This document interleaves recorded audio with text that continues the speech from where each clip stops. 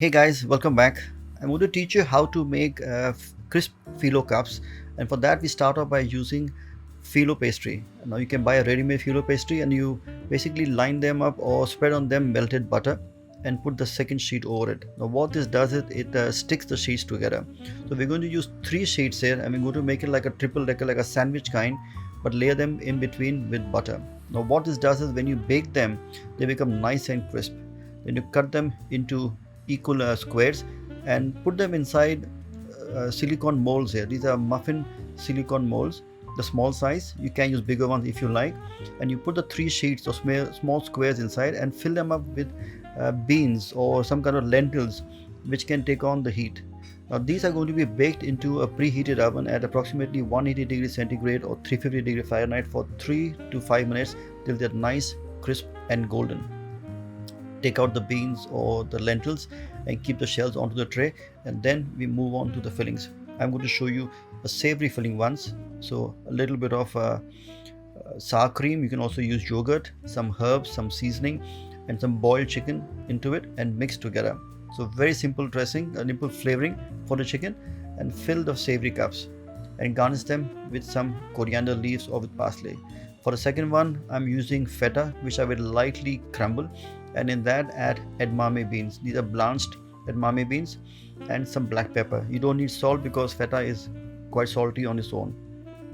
Mix the feta and the edamame beans and also add in some chopped sun-dried tomatoes. So can you imagine the umami? The cheese is umami, the sun-dried tomatoes umami has a very nice flavor to it.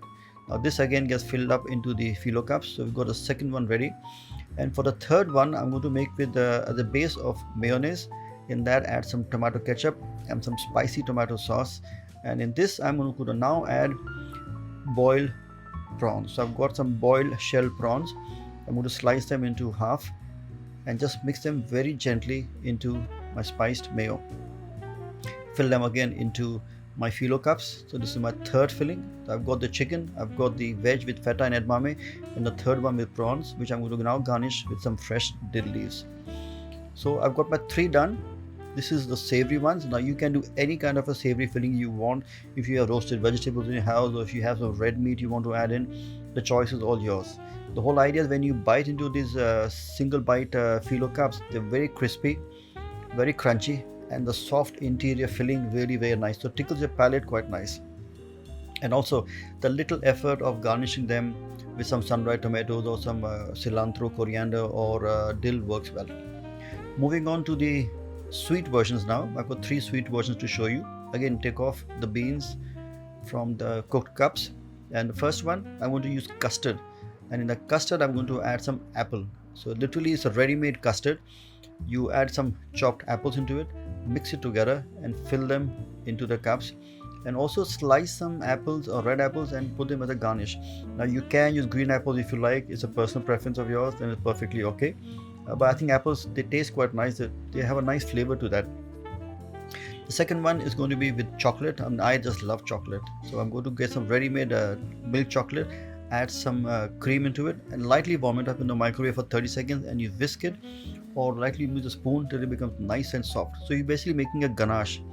And all you do is you add this ganache into the cups, and we're going to top it up with some kind of a fruit, and I'm going to use raspberry here. The raspberry and chocolate is a great combination, really works well.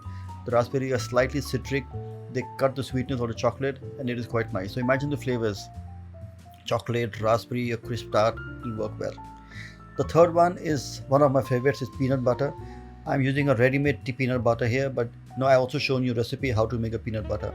So spoon in a few spoons of peanut butter into the cup, and then slice some bananas, put them onto a tray, add some sugar on it, and with a blowtorch lightly caramelize the banana tops, the sugar, till they are nice, crisp and golden. So the tops are quite crispy, and you place them on top of the peanut butter.